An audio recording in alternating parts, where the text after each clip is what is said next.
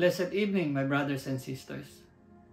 To our Bishop Doc and Pastor Shea, to our primary leaders, to our cell leaders, and to our brothers and sisters who are watching tonight, good evening. My name is Brother Alex Alvarez, one of the primary leaders of Bishop Doc Ambat. I thank and praise God for giving me another privilege to be the messenger of His Word tonight. And before we start, let us all bow our head and pray. Father God, our holy God, our sovereign God, you are the creator of all things, the sustainer of all things. You have revealed your beauty in your creation and inspired us through the revelations of your words. As we study your words, Lord, please help us to take a deeper understanding of your wisdom, of your words, and put it in our hearts. May this message transform us in the way you want us to be. We love you, Father God. In Jesus' name, amen. Blessed evening again, my brothers and sisters. Last week we studied regarding adaptation, and it is from 1 Peter chapter 2 from verses 1 to 17, and we learn about Jesus as the chief cornerstone. And I said that you will never understand the cross unless you understand who Jesus is. And now, as we continue our Bible study, we come to the second part of this lesson, and it is all about submission. And our main verses is from 1 Peter chapter 2 verse 18 up to 1 Peter chapter 3 verse 7. The first part of this passage is concerned basically with the Christian's attitude to work. I suppose that most of us spend about a third of our life in bed, another third of our life at work, and the rest our time is nearly our own to eat, to play, and to be with our family, and to do all the odd jobs around the house, to worship, to go to church, to be at meetings. Wouldn't be a tragedy if we saw Christianity as limited to that third of our life, which we call leisure? That would mean 2/3 of our life that God gave us is beyond the reach of Christ, beyond being used for Him. Most of the Christians in the early church were slaves, and they had a 7-day working week. It may come a surprise to you that for the first 300 years of Christianity, Sunday was not a day of rest. They felt no contradiction in that. It just meant that they had to hold Sunday services at 4 in the morning and 10 at night. That is why they did for the first 3 centuries. They did it for the 3 centuries. But how the church grew during that time, they had to find their Christian vocation in their work. There is an idea around today that vocational calling means that Christ chooses what job you do. It is very difficult to find any justification for that view in the Bible, that Christ tells you to be this, to be that, or the other. What the Bible does say is that your Christian vocation, whatever your job is, it is supposed to be a job for Jesus. That is what calling means. A new Christian might be saying to me, well, at the moment I work in a factory or a shop, and I'm seeking the Lord's will as to what job I should do. I wouldn't say I can tell you what the Lord's will is for you. That you do the job you are doing for Him, whatever that job might be, that is a Christian vocation. There are 5 things about our work in this passage that I'm going to underline. The first thing about the Christian life is that it is a life of service. In 1 Peter chapter 2 verse 18, it says, "Servants, be submissive to your masters with all fear, not only to the good and gentle, but also to the harsh." That word servant is not very popular. Who wants to be a servant today? But this was written to those who are called to serve. A servant had no time off, no money, no leisure, and no marriage rights. A servant belonged to his master 24 hours a day. The master could claim any time in that day for hard work. Most of the early Christians were servants. In Roman Empire, there were 60 million servants. 2 out of every 3 people you met in the streets were servants, and they had no rights whatsoever. Can you imagine the popularity of New Testament teaching when people like Peter came along and said, "Servants, be submissive"? That is not likely to be popular teaching. There were people in those days who led the civil rights movement, the freedom fighters. They led one servant revolt, which the Roman crushed. And as they did so, they killed 40,000 servants. The early Christians were not freedom fighters. They did not march for civil rights. Those early Christians said, if you're a servant, submit. They said it firstly because Christ called himself a servant.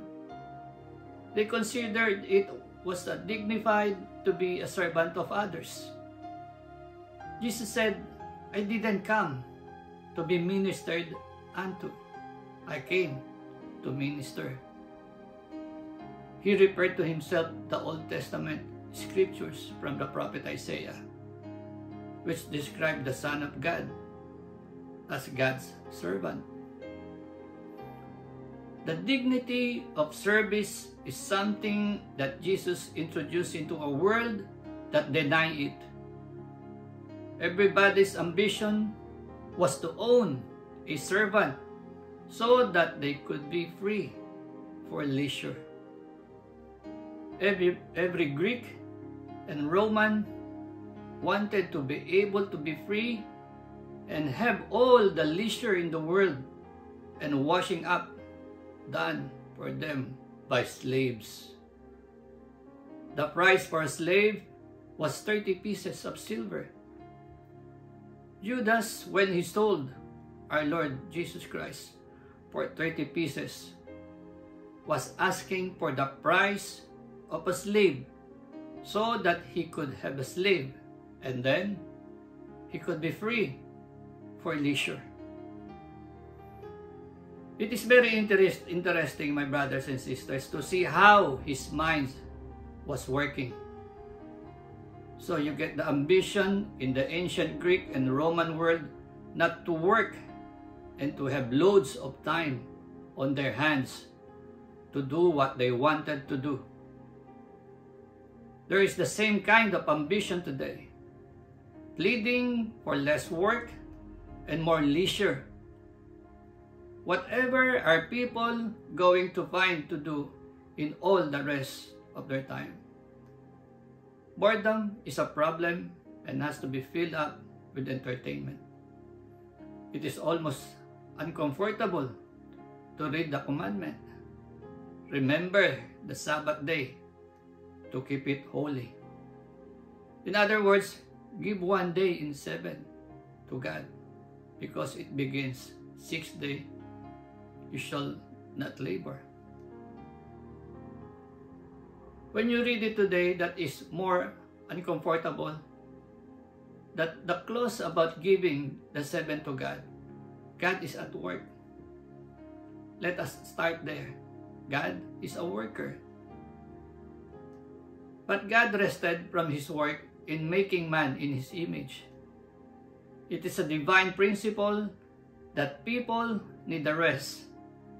And God has told us that a weekly rest is the ideal for us. Jesus Christ, the Son of God, came as a worker and said, "My Father works until now, and now I work." And we are called as followers of Jesus to work, to serve, and to be servants of others. There is nothing menial in that. There is a holy dignity. Ever since Christ took a towel and washed people's feet, there is a dignity in service and in working with your hands. Jesus worked with his hands for 18 years. Paul boasts that he worked with his hands to provide for his own needs and the needs of others. Therefore, we are called to a life of service. There can be no greater calling in the human community than to serve other people in their needs. Not to serve yourself, but to serve others in the name of our Lord. The second thing that we are told is that it is a life of submission. People say, "I want to be free. I want to be my own boss. I'd love to work for myself and not for others. I would love to be independent." But we are called to live a life of submission, of giving in, allowing someone else to control you. That again is far from the popular today. It wasn't popular then either.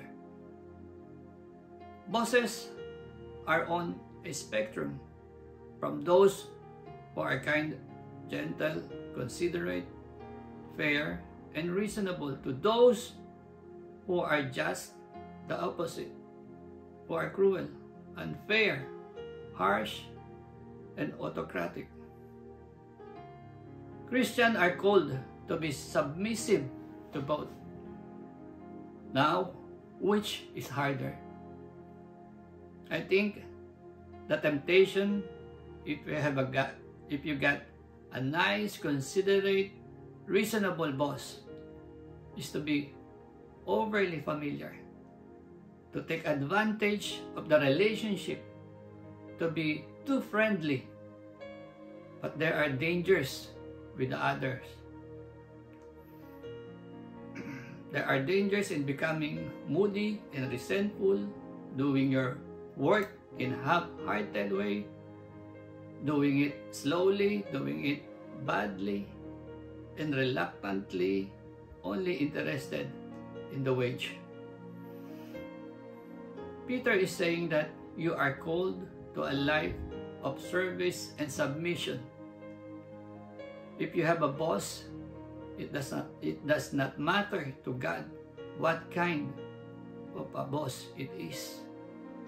You are employed by Him, and you do your work as unto the Lord, gladly, eagerly, willingly. You may have the privilege of being your own boss, but many have very difficult people over them and go into the place of work on Monday morning wondering what mood the boss is in. It doesn't matter what mood he or she is in. Peter is saying that as a Christian, there is one mood for you to be in, and only one. That is to do a good job for your boss, and that is Jesus. There was a factory in Latin America where a large number of people in the factory were converted as a Christian. They became known as the Hallelujah Boys. The employer, the boss of the factory, was approached and asked what he thought about these Christians in his factory. He didn't understand the question at first, and then he said, "Oh, you mean the Hallelujah Boys? They're the best workers we've got. In fact, Jesus is the best foreman in this factory." Are you worried as to how you should let people know you're a Christian at work? Here is a very easy way. Just do your work for the Lord, and they will notice a difference straight away. They will see something quite unusual, and that is submission. A life of submission is not easy.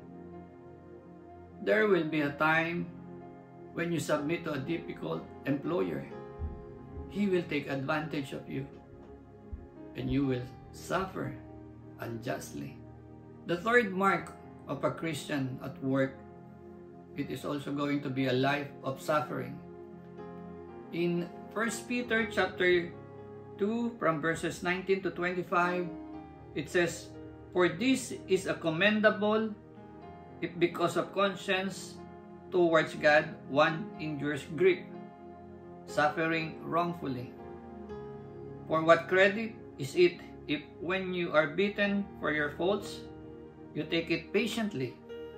But when you do good and suffer, if you take it patiently, this is commendable before God. For to this you were called, because Christ also suffered for us, leaving us an example that you should follow his steps, who committed no sin, nor was deceit found in his mouth, who when he was reviled, did not revile in return. When he suffered, he did not threaten, but committed himself to him who judges rightfully.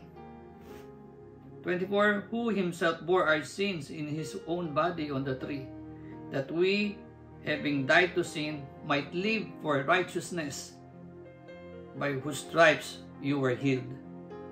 For you were like sheep going astray, but have now returned to the shepherd and overseer of your souls." Of course, you will suffer.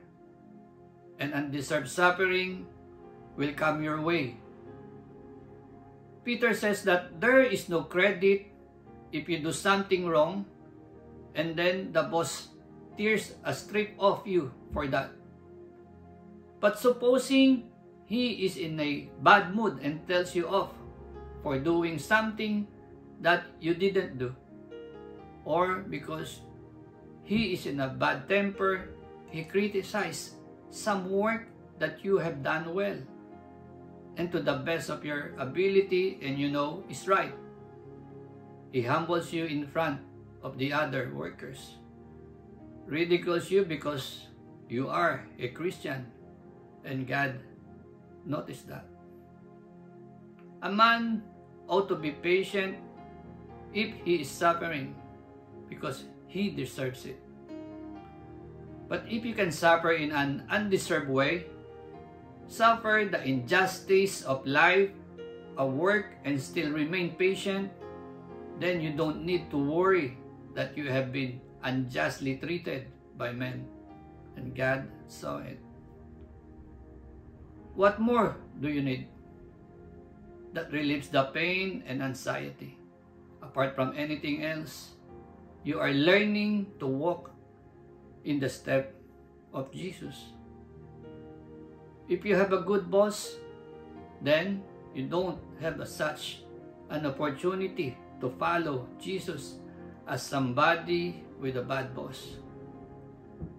If you never suffer unjustly at work, then you don't have the opportunity that Peter describes here of winning God's approval because you are following Christ's example. What is his example? They spat on him, they reviled him, they knocked him down, they stripped him, and they whipped him.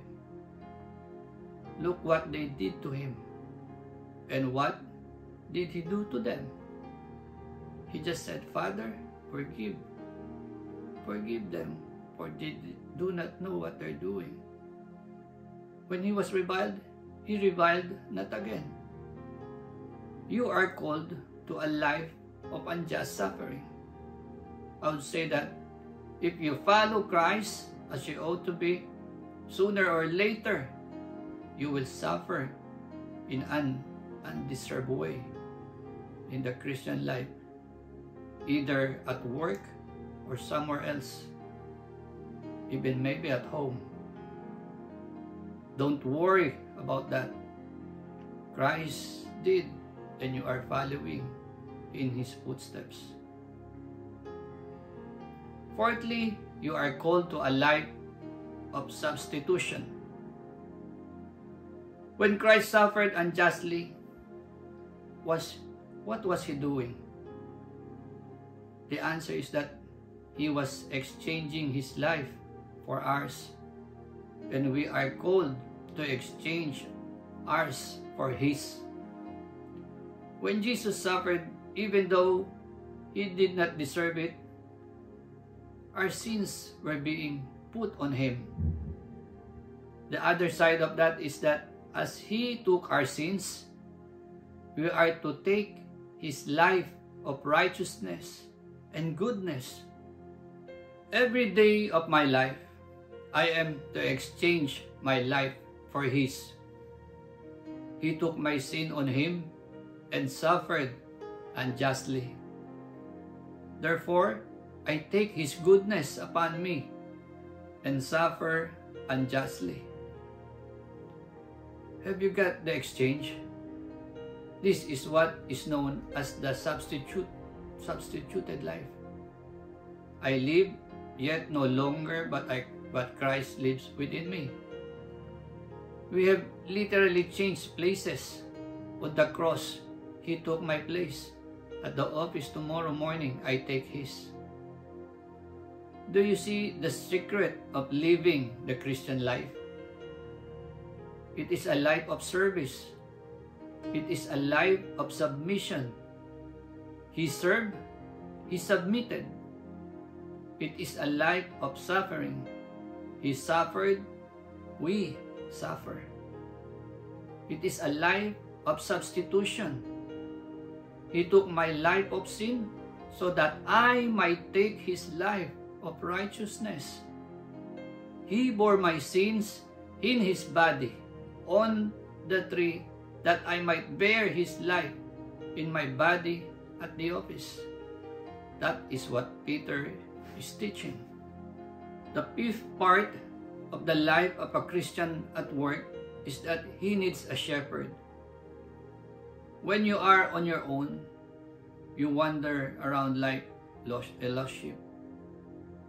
You stray around into all kinds of situations and circumstances. You need a shepherd. You need someone to stand right by you the whole day. It may be a very good thing as you go into the office or shop in the morning to say, "The Lord is my shepherd, I shall not want." He's going to lead me today. He's going to make me busy. He's going to make me lie down at tea break and have a rest. He's going to go right with me through a valley of darkness today.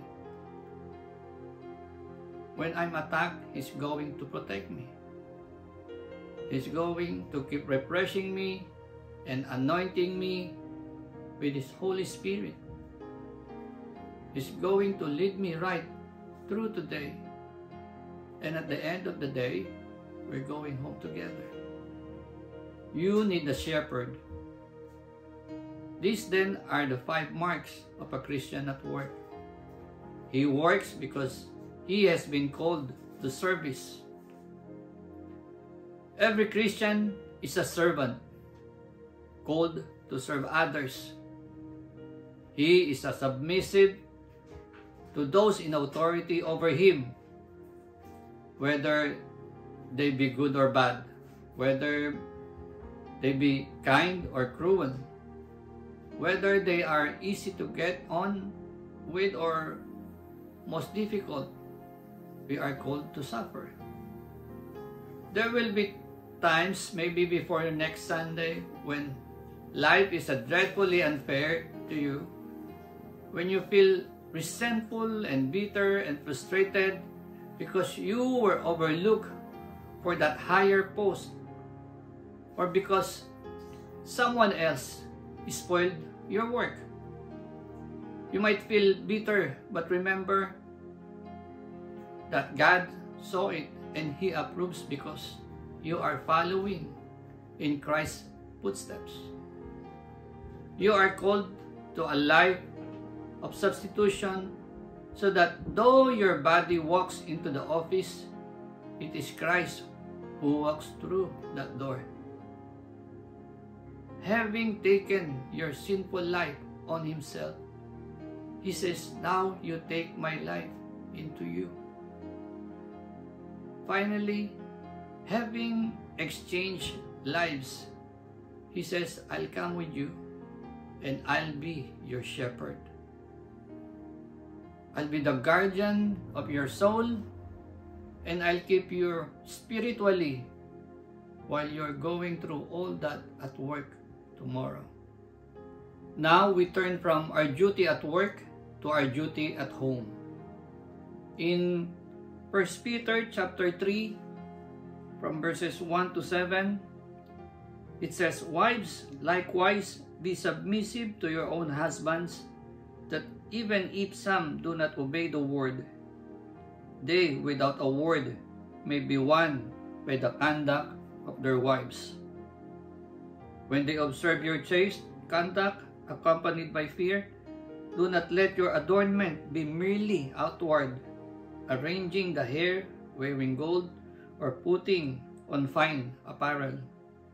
Rather, let it be the hidden person of the heart with the incorruptible beauty of a gentle and quiet spirit, which is very precious in the sight of God.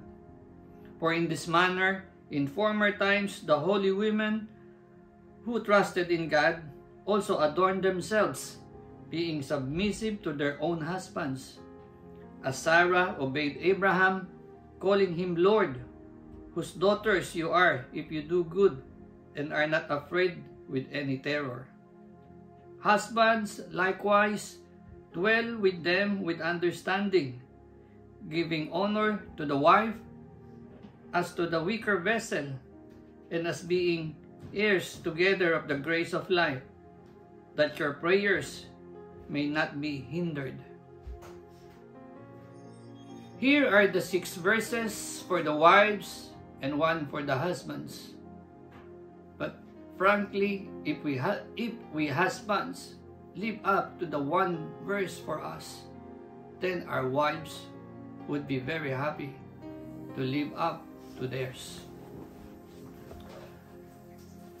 Some years ago, a child psychologist, after studying a number of children with serious problems, came to the conclusion that it is more important for parents to love each other than for parents to love their children.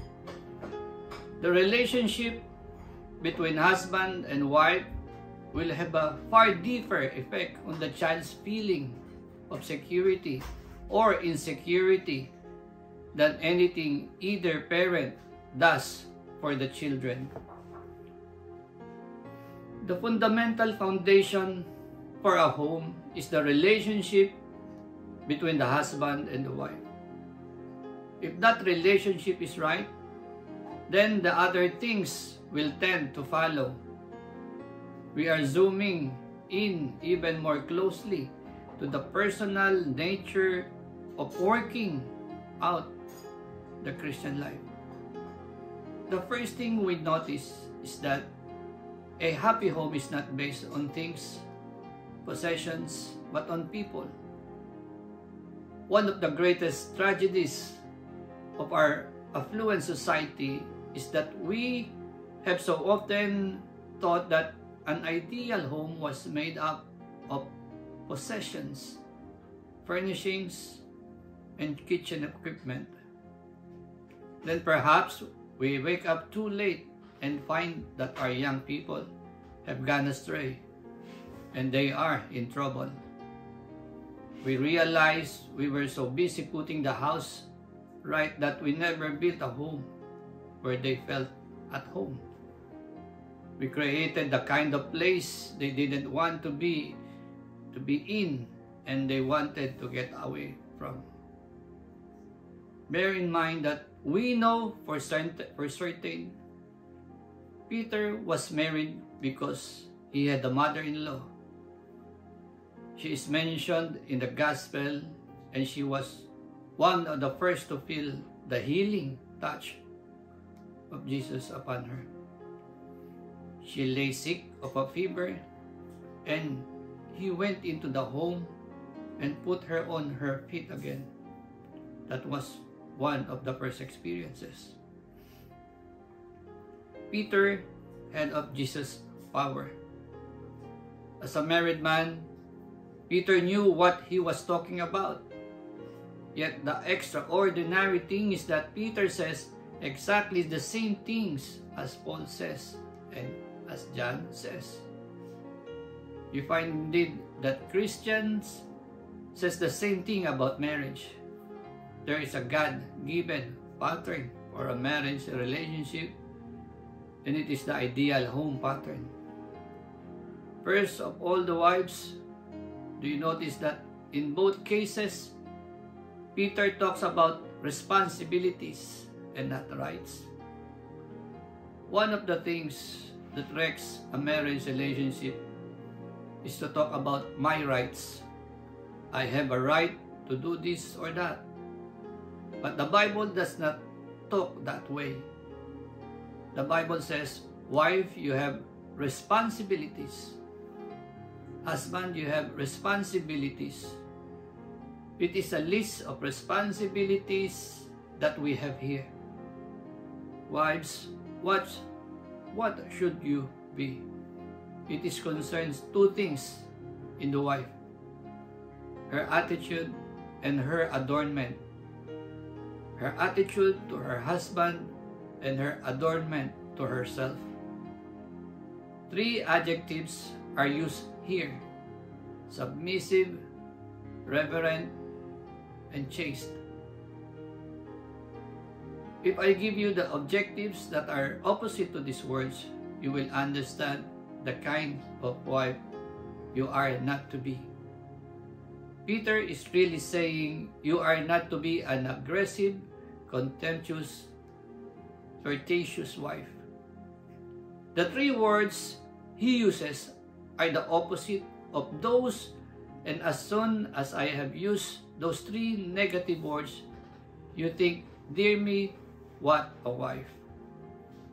Rightly so, for that is the very picture of what a wife ought not to be. The word submissive causes difficulty straight away. In the days when everybody is talking about equality and the word obey has been officially cut out of many wedding services, it is considered terribly old-fashioned to use this word, submissive. It seems to us a cringing word, a crawling word, and we don't like it. Yet here in God's word is what I would call a voluntary selflessness, which is enjoyed on wives who are Christians. It means that in accepting marriage, you are accepting leadership. You were expecting a man to whom you would look to make decisions. If I speak to girls who are not yet married and are looking for a husband, I say, don't marry someone you can look up to. If he is not superior to you morally and spiritually, someone you feel could lead you, then do not marry him. Indeed, that is the most important thing. It is not just enough that you be Christians together. Is he a person to whom you can look up? A person whose leadership you could accept? A person whose guidance you would find helpful? That is the point of being engaged first. To find out if he is that kind of a person. There is going to be something wrong and even ungodly in a relationship in which you have to take the lead. That is not God's pattern, and it is wrong. The second adjective, reverent, is not primarily a religious word. You are going to see your husband at his worst. You're going to find out all his faults and weaknesses. You are going to know him better than anyone else. This is really saying, see that throughout your relationship, you go on looking up to him, respecting him. That requires grace when you find out all about your husband and live with him long enough to know what he is really like. See that you are submissive, reverent, and chaste. The word used in the marriage service are, and keep you only unto him, so long as you both shall live. Why should you be like this? First of all, Peter says, your husband may not be a Christian. If he is not a Christian, this is the way to win him. Not to preach at him, you are to win him without a word. How many wives have learned the hard way that you will never win your husband to Christ by preaching at him? You have to win him without a word, and you will do it by having this kind of attitude towards him, even though he is not a Christian. It is not the right thing for a Christian wife to say, I can't respect my husband. He's not a Christian. I can't submit to my husband. He's not a Christian. The Bible teaches, be submissive, and you might win him for Christ. That is the approach. How do girls ever get to be married to those who are not Christians. There are three ways in which it happens. One of which is a good way, and the other two are not. Some girls are married to those who are not Christians because they have been converted since they married, and that is perfectly right. They married and then later they came to Christ, and this happens frequently because the most difficult person to lead to Christ is a man in his middle age. In our middle age, we men are proud, self-sufficient creatures. We are not when we are young, we are not when we are old, but in the middle years to admit that we need help is the hardest thing to do. Therefore, it is more likely that wives will be converted first in the middle years, and many are.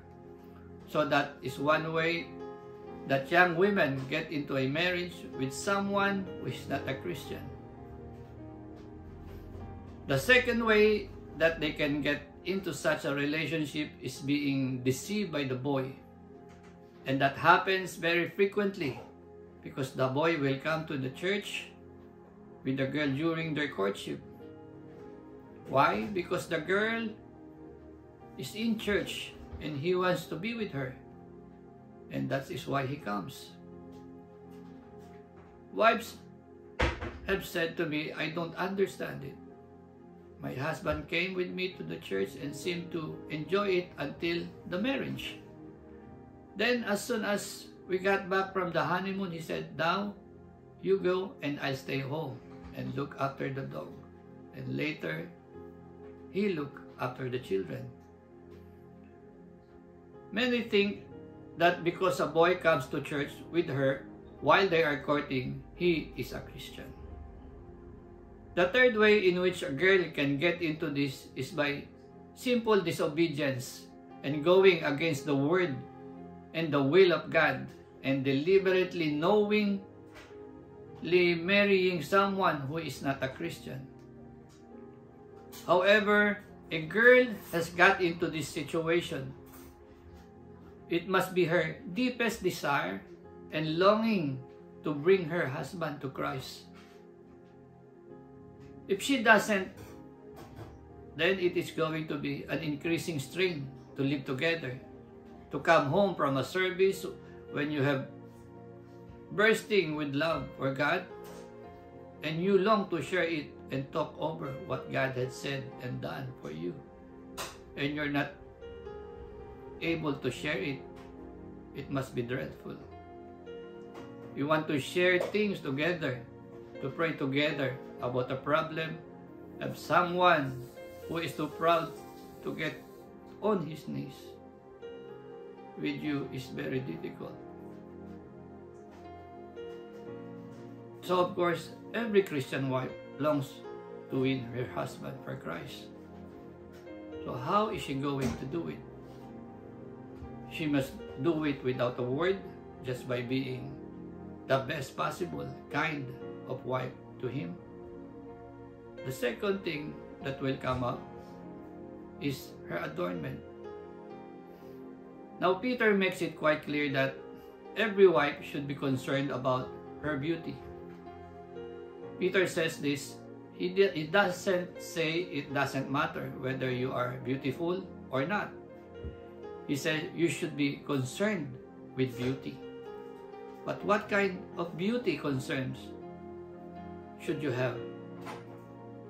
Now here, he is talking as a married man, and he's not just talking about money.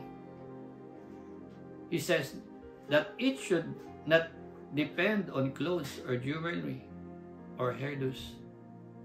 He doesn't say you are not to have them, but it should not depend on that. What kind of beauty should a wife seek? The beauty not of outward adornment, because that is all put on, and what is put on, it comes off. And the husband is going to see the wife when it comes off, not just when it is on. It is put on when they go out, and it comes off when they come home. What is the beauty that Peter is concerned about? It is the beauty that comes from within and comes out. That is a different kind of beauty. The other you lose, and the other you gain. It was Dr. W.E. Sangster who shocked his church by announcing he was going to hold a beauty queen contest in the church. But there was to be one limitation on entrance, that everyone had to be over 60 years of age. He was seeking to demonstrate the difference between glamour and beauty, the beauty of a meek and gentle spirit. In other words, the beauty that comes out later, like the beauty of a butterfly wrapped in the chrysalis that forms within and blossoms out. That is the kind of beauty that every wife should be anxious to possess. For in this way, her husband will become more and more proud of her as the years pass. You can have the beauty that comes more and more out in character. This beauty of a precious jewel, which in God's sight is very precious. That is the kind of jewelry to possess, and it doesn't cost you any money. It does cost you some time. It does cost you effort. But that is the beauty that Peter advises. Why? Because he said, this is the secret of the godly women of old. Sarah was one such. Do you know what Sarah's nickname for Abraham was? It is Lord.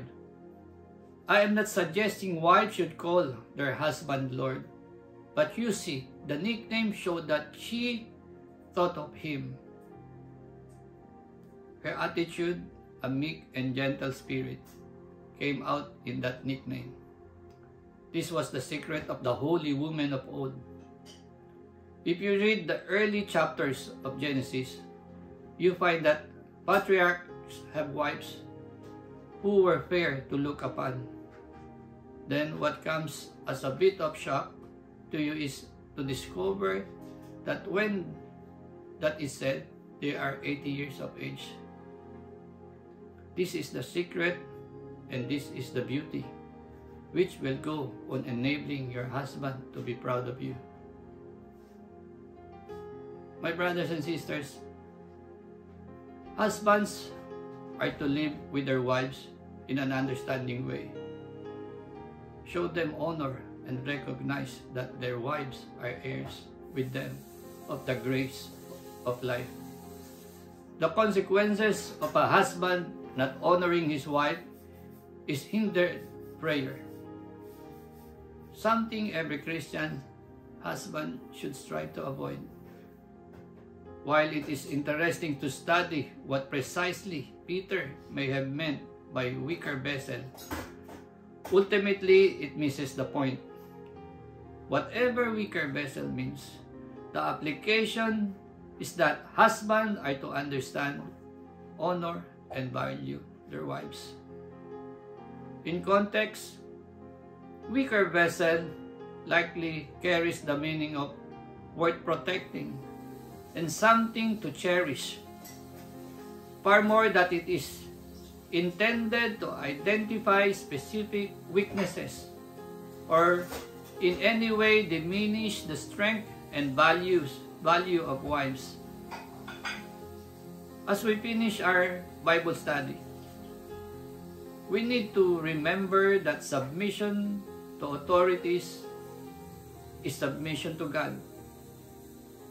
In Romans chapter 13, verses 1 and 2, it says, Let every soul be subject to the governing authorities, for there is no authority except from God, and the authorities that exist are appointed by God.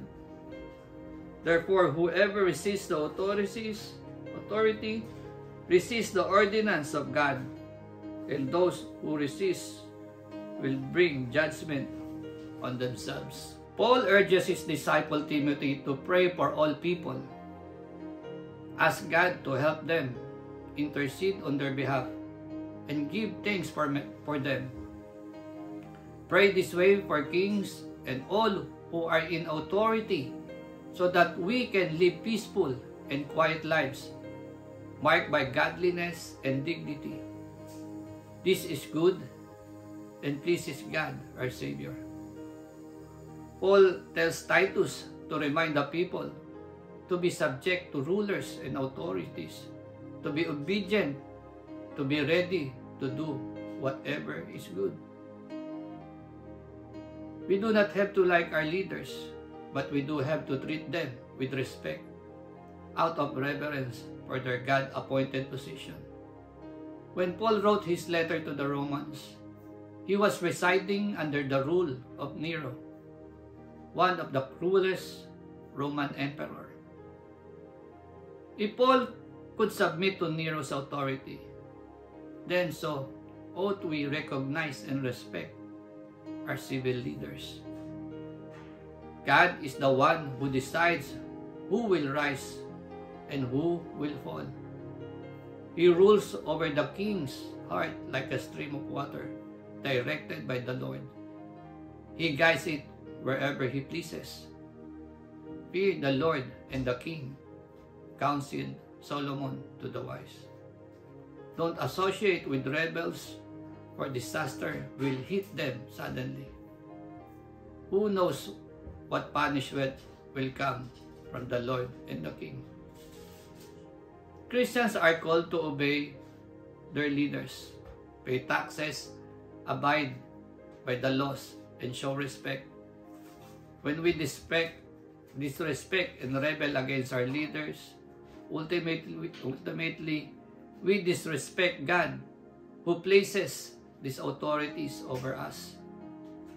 The Bible says, if we don't submit, we will incur God's judgment. My brothers and sisters, I hope you learned something from our Bible study tonight. And may God continuously work in your life as you continue to walk with Him. And now, let us close in prayer. Father God, Lord, we thank you for your word tonight, O Lord. I pray that you forgive our disobedience, our being rebellious, and it is in our heart desire to live in complete submission to you with no resistance. So right now, we submit to our own will, our own desire, and our plans to your authority. We will not attempt to take our life or vengeance in our own hands. We accept that our life is no longer ours, but it was purchased with the blood of our Lord Jesus Christ. And so it belongs to you. Father God, we are willing to go where you lead us, and we will follow your instructions. Father God, we thank you, O Lord, for this evening. We humble ourselves to you. You increase while we decrease. In Jesus' mighty name, amen.